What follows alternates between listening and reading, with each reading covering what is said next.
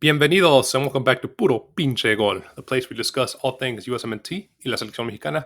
My name is Adrian. Join me once again, my co-host and Tocayo, Adrian. Adrian, you staying warm, man? How are you? Hey dude, how's it going? Yes, I'm bundled up. As you can see over here, I had this hoodie on. I had this freaking thermal jacket, and I have my beanie. It's not even that cold inside my house, but man, I wouldn't be at Texan if I said it ain't cold out here. Yeah, yeah. The annual winter freeze in Texas now that has been hmm happening probably the last 3 or 4 years now. It's become a thing now. But glad you're staying warm, man. And let's talk about here today's episode. We're going to be going over kind of, obviously recently there's been the Cade Cal transfer, the Brandonvazquez transfer, Liga MX. MLS players choosing to go to Liga MX rather than staying in MLS or heading to Europe, right? So we're going to kind of discuss that whole situation. What does it mean for both leagues, Liga MX, MLS? What does it mean for the national teams? And yeah, man, let's get into it. Um, Obviously, in the past, we've seen some names on the USMNT side kind of move to Liga MX. Some names like Hercules Gomez, who started with LA Galaxy, Wizards, and then moved to Liga MX, where he played for Tigres, Puebla. DeMarcus Beasley, who played for Puebla. Jonathan Bornstein, Omar Gonzalez, Sendejas, even that started his youth career in Dallas before he moved to Chivas and ultimately America. But never have we seen such, I guess, prominent, I want to say, USMNT players. Brandon Vasquez, obviously one of the top five strikers that the USMNT has right now, made a big move to Monterrey. And Cade Cowell's a youngster that's up and coming, 20 years old, who has a bright future, right? So two big names from USMNT going down there, especially, I guess you want to tell our listeners here, man, why the Cade Cowell move is so, vital and important here. It is, it is a very crucial moment for Chivas because for the longest time, as many of our fans know, they had this rule where they only play with I guess with Mexican-born players. So even though you were naturalized or even though your parents were born in Mexico, if you were not born in Mexico, you couldn't be eligible for Chivas. Now, recently, and specifically for Kate Cabo, they have made a change in the rule, and now you don't have to be born in Mexico. You just have to be a Mexican national, so or have your Mexican passport. It's still excluding naturalized players, but what it's doing is opening up the gates for those dual nationals that are out there who maybe were not born in Mexico, but they have Mexican parents or some sort of Mexican heritage, like in this case El Caballo Cabo, who I think his grandmother is actually his link to Mexico and not his mom, as we thought, or at least how I thought it was the case. But this is huge because it means that now Chivas has a more decent sized pool to bring in players, and they unlock the gates to a different market that they were not looking at. A market that is maybe slightly cheaper than the local one in Liga MX. This means that pretty much every single dual national player in MLS is now eligible for Chivas. Yeah, it's huge for sure. I mean, Jorge Vergara had made that initial rule years ago, right? It was huge when he kind of stated that they were going to play with nothing but Mexican nationals. And now, I guess, in order to grow, man, in order to stay Yeah. relevant, they needed to adapt and kind of open, like you said, open the window to a little bit more talent coming in, which there definitely is a lot of talent, especially California, Texas, along the border, right, for those types of players for Chivas. And it went well for Kate Cal and to another extent Brandon Vasquez, both of them.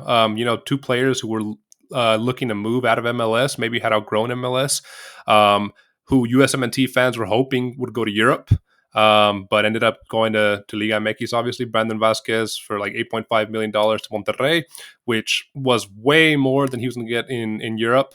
So, I mean, way more than his team was going to get from a team in Europe, and he's getting paid a lot more than he would have gotten paid in Europe. And Kate Cal as well.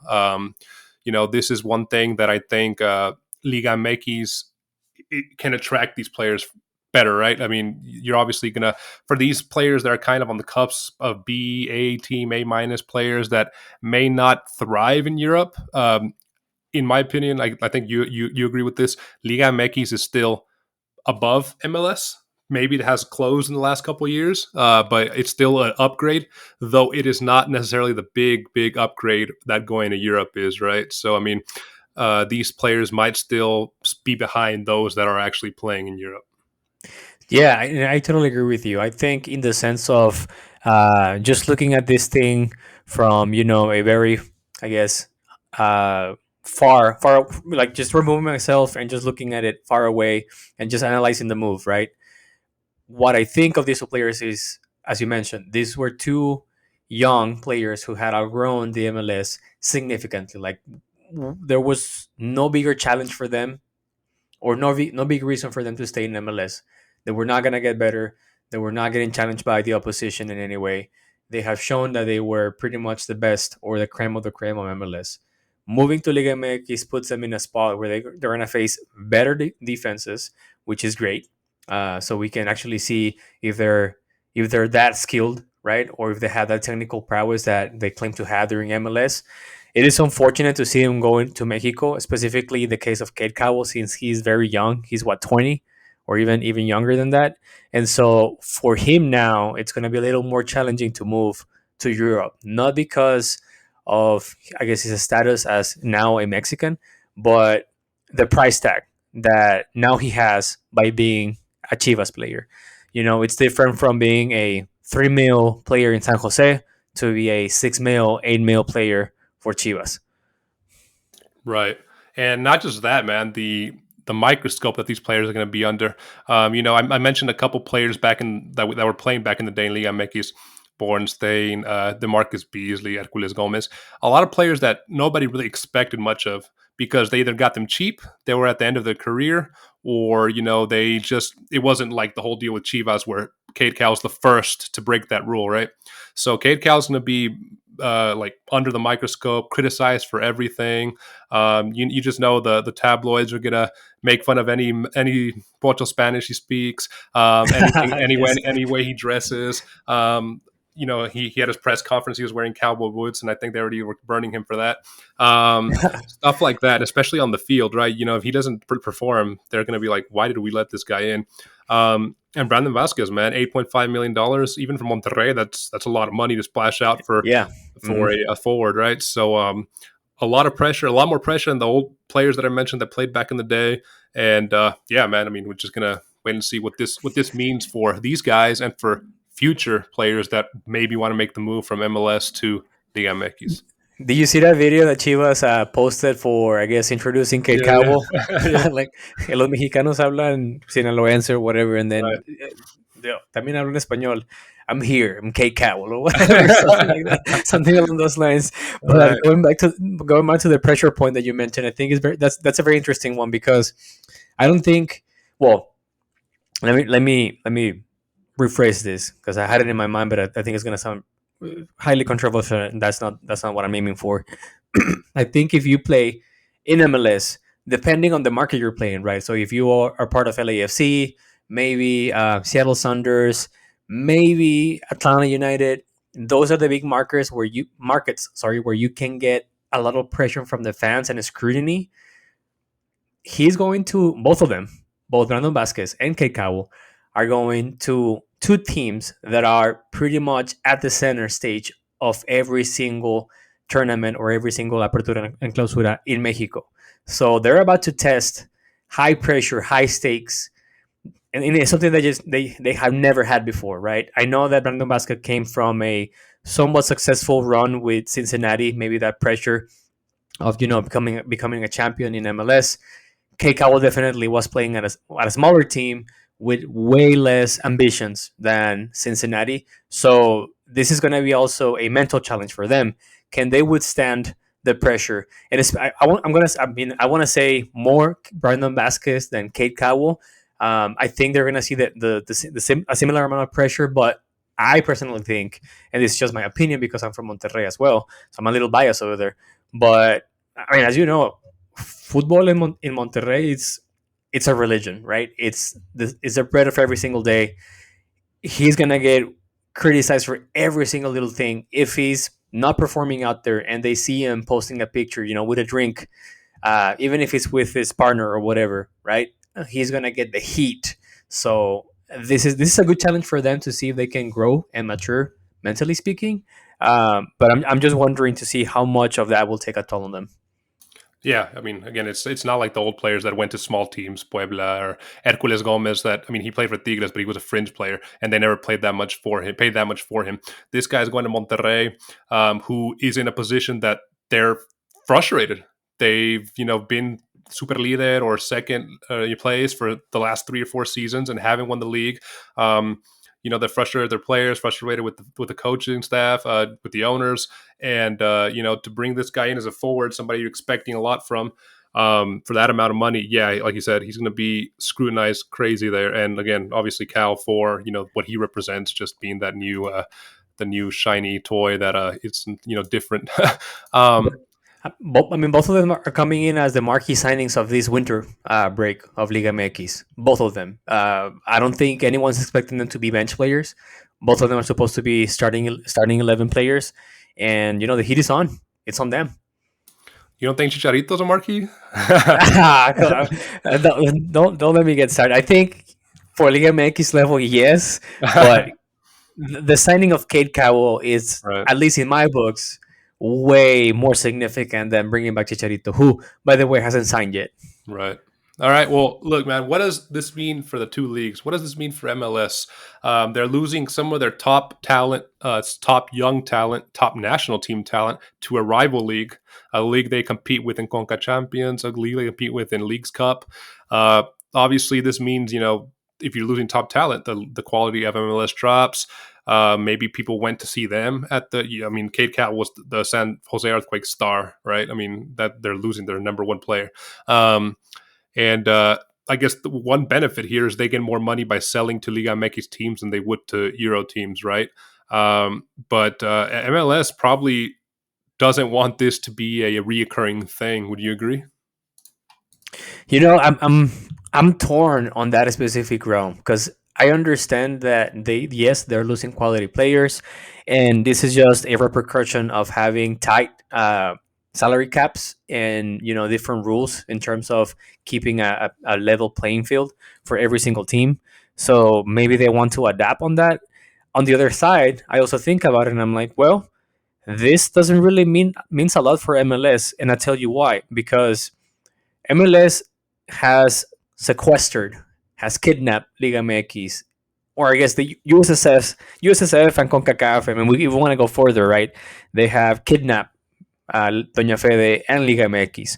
So for MLS, it's like, well, I'm putting top talent in a rival league that I have control on because we play Leagues Cup, and if I'm able to transfer top talent from MLS to Liga MX, that only means that when Leagues Cup comes around, I'm still gonna have the all the audiences captive on the tournament that I created, still with the big players that came out of my league. I so it's difficult for me to gauge how much of an impact this has in the quality of MLS, or if this is a setback for all the teams. I think, for example, for the likes of Colorado Rapids, Real Salt Lake, San Jose Earthquakes, small market teams, this means that they have an outlet to make more money. So they can probably become, a seeder for the top four Mexican teams.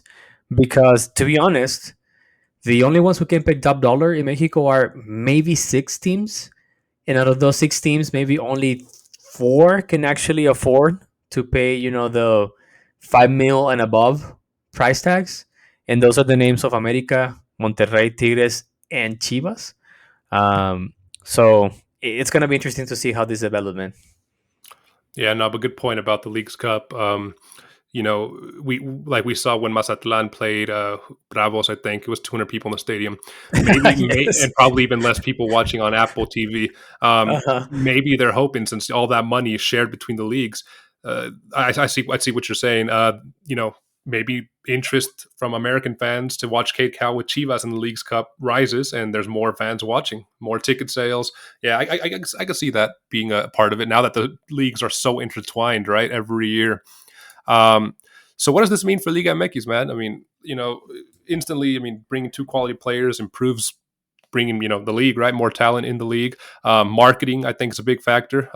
These teams, Chivas, could raise their name in California, in these big states with Mexican presence. Monterrey as well. We know they're huge in Texas, but they're not the Regio teams aren't huge in other parts of the USA. Maybe the negative is they're overpaying instead of possibly going for younger no names in South America that we know they could pay a lot, a little for to get quality. But yeah, what do you think this means for Liga MX going forward? I think this is the. I mean, if you look at all the rosters throughout the Liga MX, you're gonna see a couple of dual nationals here and there, right? Some of them mainly as bench players, some of them as academy players, and maybe one or two as crucial or starting 11 player on Tijuana. Maybe like Alejandro Sendejas in America, right? But I think this sets a precedent for all Mexican teams to start looking at those dual nationals in the United States. Now, we all know that Liga MX has struggled recently to compete with MLS for that top talent in South America, not only for, made talent, but also the future, right? MLS has been attracting younger and younger South American talent for the last few years, and Mexico has struggled to compete with that. I think this is the window where Mexico can say, or I guess Liga MX, not Mexico in general, but Liga MX can say, you know what, this is the way that I can, I guess, uh, compete against MLS. I can now compete for that top dual national talent. And the thing is that if you look at the available pool of Mexican players out there, there's very little talent and is highly coveted. So I think this is a good outlet to maybe help the Mexican player, cheapen and make it more attractive for other markets that are in Liga MX, and Mexico to find a reliable source, or Liga MX teams find a reliable source of additional pools of talent that they weren't looking at. They weren't paying attention to it. And on top of that, I think it's a win situation for Liga MX in the sense of, as you were saying, right, getting more brand exposure in the United States. The like, in my opinion, right, and I'm totally biased. I have a very narrow view of the entire population, but in my opinion, based on the people that I interact with, the U.S. American fan tends to significantly follow their national team, right? So most of their, I guess, fanatism goes directly to the national team. If a Liga MX is able to secure a recurrent USMNT player, that increases the chances of opening the gates or making a mark on a specific market that they weren't even on the radar on, right? So, for example, let's say that Tigre secures a move of, I don't know, Miles Robinson, right? I think that will be a significant move for Tigres, and it will make their name more attractive to a non-Liga MX US based fan. Yeah, grow the popularity of the league amongst non-U.S. Mexican American fans, other Yes. fans, right?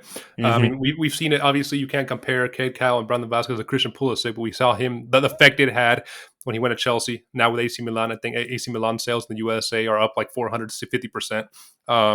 Just because of that move. Obviously, that's not the same, magnitude, right? But I mean, it wouldn't surprise me if you start seeing around San Jose more Chivas jerseys, or a lot along the Yes. likes of that. Or Yes. in Yes. Cincinnati, a couple Rayado jerseys, or Rayados goes play to Cincinnati, right? Stuff like that.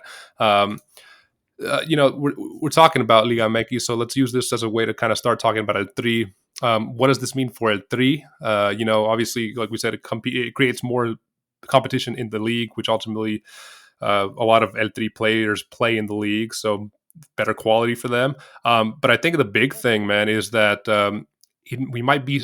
This might be the start where we start seeing more dual nationals, especially American-born Mexican heritage players making their way to la selección mexicana.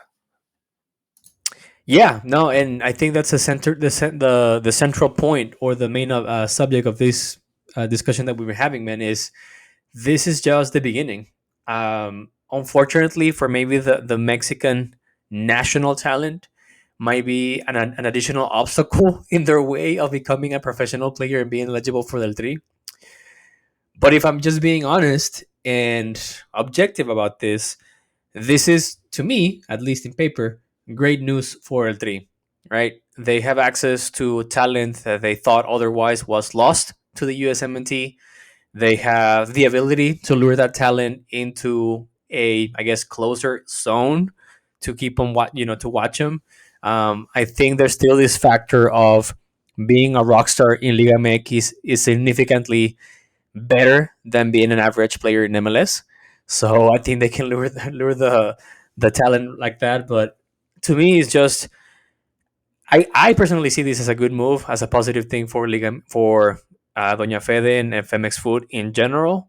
Um, and I hope that this also brings an additional level of, I guess, or makes it more challenging, increases the competitiveness of the Mexican national player, because they're going to start facing uh, youngsters or players who grew up, competing against talent from Africa, from Asia, from Eastern Europe, right? Because that's MLS. That's a good thing about MLS, is that they have a multinational roster. Now I understand that most of these teams operate in academy mode, and I'm not too sure how many academy players are foreigners, but whenever they get promoted to the first team, they do get to train with talent that it's unavailable in Mexico. Like, it's very little. It's very odd to see an African player in Liga MX. It's very odd to see a Eastern European player in Liga MX, and it's even more odd to see an Asian player, whatever ethnicity or nationality, in Liga MX. Right. Yeah, no, I think that the positives completely outweigh the negatives for it three here. And for the USMNT as well, as we wrap this episode up.